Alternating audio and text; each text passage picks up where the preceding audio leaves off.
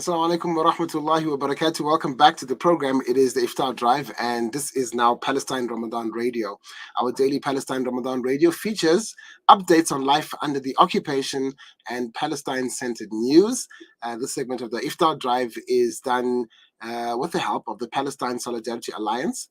Now, what's happening right now in terms of our show today? Now, tensions on the ground in Israel, or tensions on the ground in Israeli-occupied Palestinian territories are heading towards a large-scale eruption.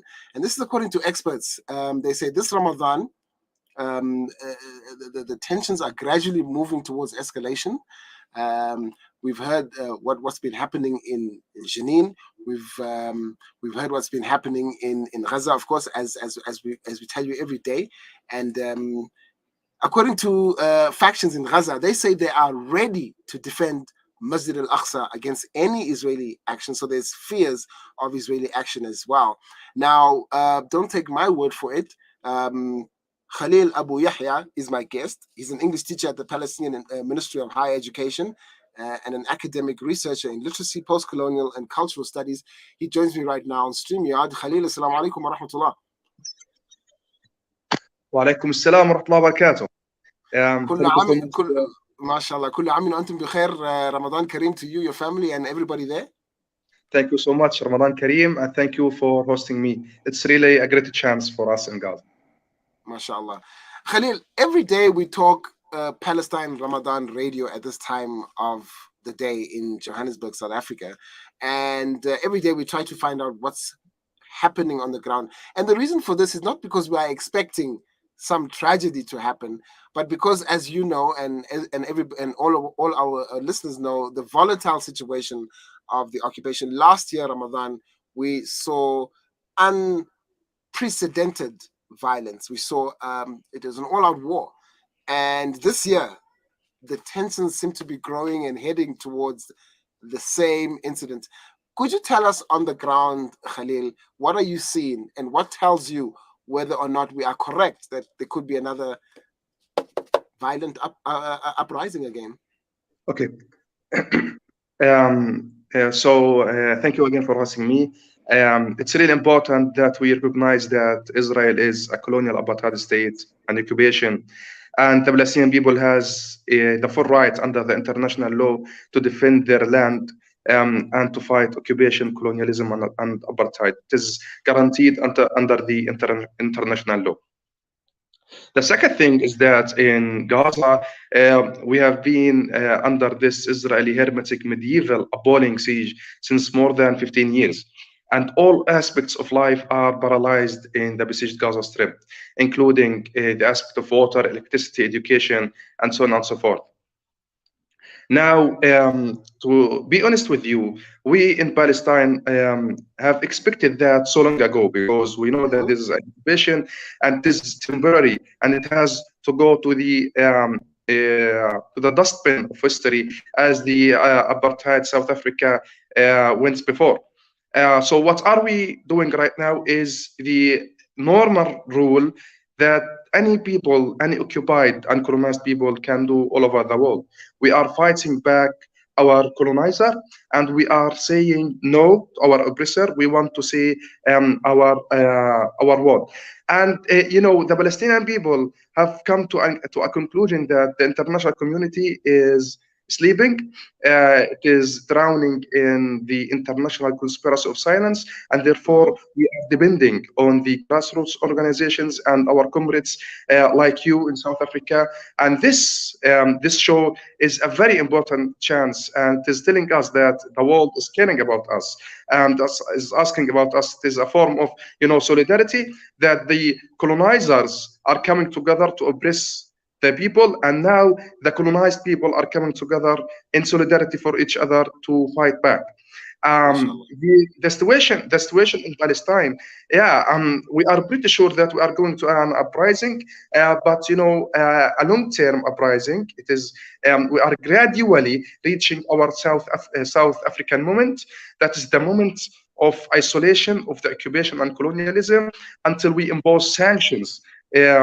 In solidarity and in cooperation with the international community, I mean the people, not the government, until we impose sanctions on this occupation and colonialism, until we come to a state where everybody is equal. And actually, we know that what we are asking for is guaranteed under the international law, and we are very fed up with the international hypocrisy. What has been going on in Ukraine. We are in support of the colonized people there, but we ask the people, we ask the international community, not to deal us with the double standard. They said no to apartheid South Africa. They said no to occupation in Ukraine, and they have to say no to occupation and colonialism in Palestine. We are asking them to deal with us as human beings, not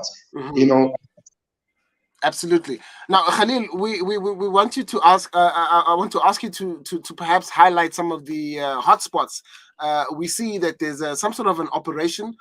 Israeli forces conducting raids across the West Bank, particularly in cities like Jenin. A few days ago, there was that lady who was shot and killed with no provocation whatsoever. The widow of six, mother of six, and the widow. So perhaps if you could just enumerate for our listeners in terms of incidents that you believe are going to be moving us towards that tension, towards some sort of an all-out escalation of conflict. Okay, that's a very important question. Thank you for asking us. Israel's occupation and colonialism, it is a colonial power, and the only thing that it does for itself to protect itself is to attack us, in order to say we are here and we are going to colonize you more. And we are sitting here, our resistance, and we don't move. We say no to them. Now, Israel is very provocative because they know that the international community will protect them. They are attacking homes, attacking civilians, women and children. They are killing. Yesterday was the court trial for a Palestinian child, who was shot when he was 13 years old, and now he's before the Israeli military court. And this was like, it took a very large show in Palestine. We are in solidarity with them. This is one incident. Another incident is the mother of 6 children, orphan children, was shot dead 2 days ago with no justification whatsoever. And now they are killing, whatever thing is Palestinian. If the person before them is not born for Jewish mother, he is or she is going to be oppressed and attacked. Now they are rising the number of incidents of attacking and punishing the Palestinian people, because we are getting closer in Ramadan, and they know that the people in Ramadan, remember that they have a duty to decolonize their lands and to attack this occupation. And what they are sending to the international community is that Israel is a democratic state and they are just attacking us. And yes, we are saying that Israel is a democratic state, 100%. Yes, sure. But democracy in Israel is for Jews and Jews only, and other people have no tolerance. And we, as Muslims and Palestinians, we are declaring that we want a state for all of its people, regardless of religion, ethnicity, and so on and so forth. And that's the tolerance we are learning from our, ethical manners. Khalil, talk to me about Masjid al-Aqsa. We yesterday we saw some statements from different factions of Hamas saying that we are just biding our time, but if push comes to shove, we will attack. What can you tell us about that? The defense of Masjid al-Aqsa. What are the threats towards Masjid al-Aqsa that the Israeli occupation is showing right now? Al-Masjid al-Aqsa is a sacred place, but moreover, it is a symbol of the Palestinian resistance, steadfastness, and sumud. And whoever is going to attack this symbol is going to be, targeted and, fought back. We want to fight back any process of, occupying this symbol of us.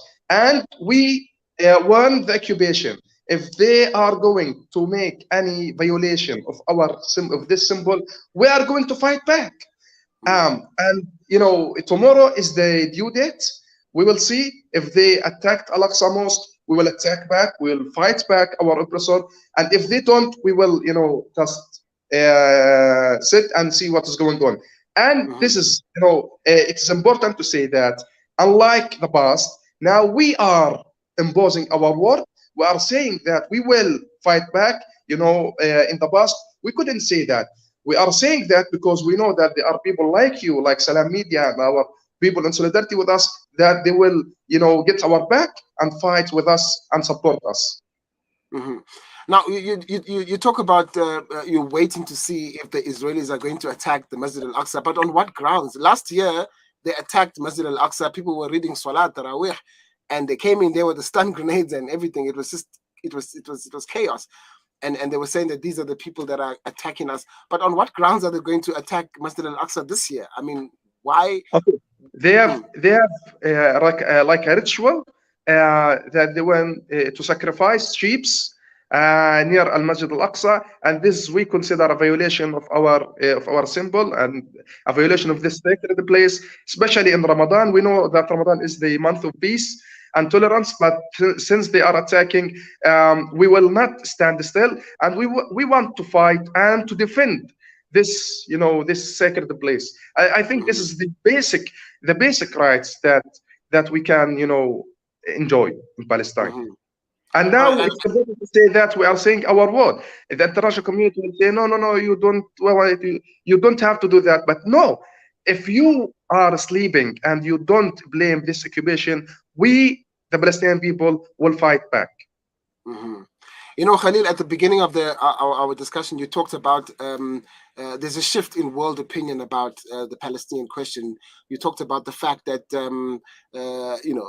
there's even a trend towards the isolation of the apartheid state of Israel by other democratic nations. Do you think in the year 2022 we are going to see a much more significant shift? Because I know you have your traditional allies like South Africa and the rest of the Africa and the Arab world. But are you saying that this year might see a significant shift? Okay. So history tells us a lot. When Nelson Mandela and his friends gathered and said, we want the war to boycott Israel, nobody believed them. And even, 1 year before the release of Nelson Mandela, the world wouldn't dream about, having South African where everybody is equal. But yeah, the dream has come and, it is achieved. And now we are very sure that we are reaching our South African moment. That is the very moment before the dawn. Inshallah, soon. We expect that the Ameen. apartheid South Africa will come to an end and will go to the dustbin of history. And Nelson Mandela said, I have a dream where everybody is equal and where whites don't oppress blacks and blacks don't oppress whites. And likewise, Martin Luther King. And in Palestine, we are saying that we have a dream where we have a Palestine, a state where everybody is equal, regardless of religion, ethnicity, and so on and so forth. And we know and we believe that any people can live on Palestine, but with equal rights like the Palestinian people. Khalil Abu-Yahia, thank you very much for your time. And may Allah subhanahu wa ta'ala bless you. And may Allah subhanahu wa ta'ala give you the courage and, the determination to keep going. And from our side here in South Africa, we will keep supporting you. We'll keep showing our solidarity. Jazakallah khair. Assalamu alaikum wa Thank you so rahmatullahi much. wa barakatuh. Alaikum salam. Khalil Abu-Yahia is joining us there from Gaza. Of course, Khalil Abu-Yahia, English teacher at the Palestinian Ministry of Higher Education. He's an academic and researcher in history, literary, post-colonial, and cultural studies. And of course, alhamdulillah, bringing us to the end of our Palestine Ramadan radio. Remember, you too can respond to any interview or issue that we discuss on the Iftar Drive. The WhatsApp line is 061 766 0355. Coming up next, inshallah al-Aziz, is our spiritual hour with Maulana Yunus Kamanga. But before we go for the break, we have an important announcement. Sentio is an ethically based asset manager that is focused on delivering superior risk-adjusted returns for their clients regardless of market conditions. For more information on their Sharia investment products, visit their website on www.sentiocapital.com and start saving towards your investment goals today. That website, once again, www.sentio-capital.com. Sentio Capital Management, invest for good. Sentio Capital Management is an authorized FSP.